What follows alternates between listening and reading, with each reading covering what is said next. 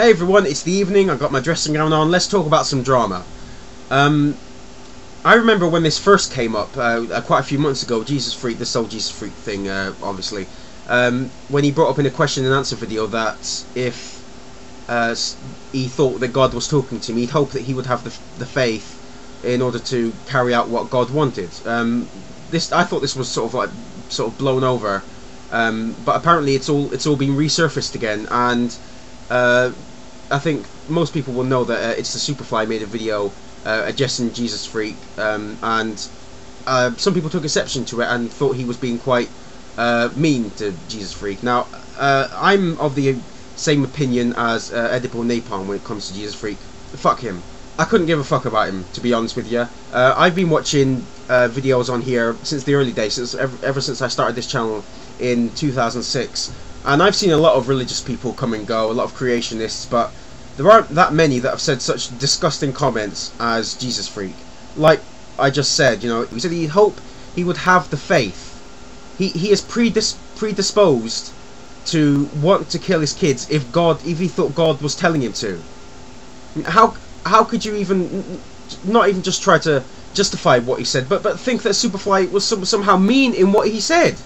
I mean, shit, if anything, Superfly didn't go far enough.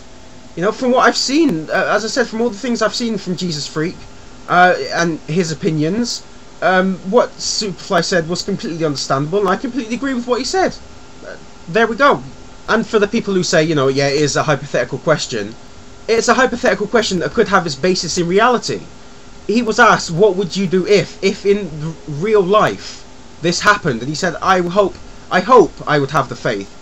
You know, he hopes that he would be able to do it. How was anything that Superfly said considered mean when this is what Jesus Freak said himself? I mean, this isn't the only bad thing he said. You know, he's tried to justify the biblical slavery in the past. You know, because somehow, you know, biblical slavery is worse than other kinds of slavery.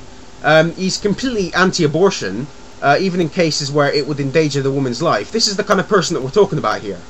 What he said was completely inexcusable, and that's why I can understand why ItsTheSuperFly wanted to call Child Protective Services. Jesus Freak is a biblical literalist, okay? So he has to take a lot of things on faith, from evolution to, you know, burning bushes, you know, Jonah and the fish, Noah's Ark, all that different things. So we already know he has a hell of a lot of faith, pardon the pun, already.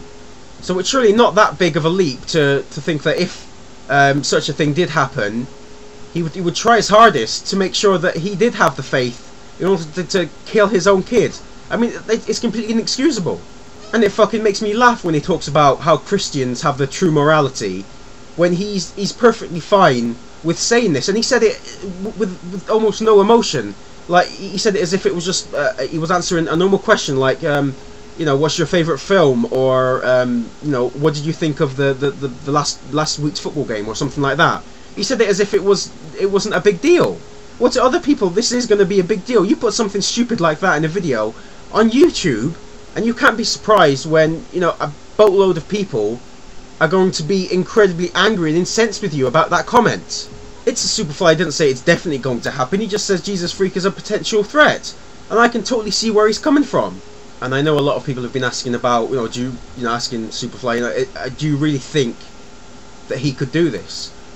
My personal opinion is, I don't know. But when someone says something like that, do you really want to take the chance?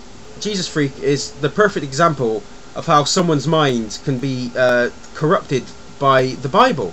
How when you take everything literally like he does, how it can warp and twist your sense of right and wrong to where, you know, something like this could be uttered by someone in a video and talk about it as if it's no big deal.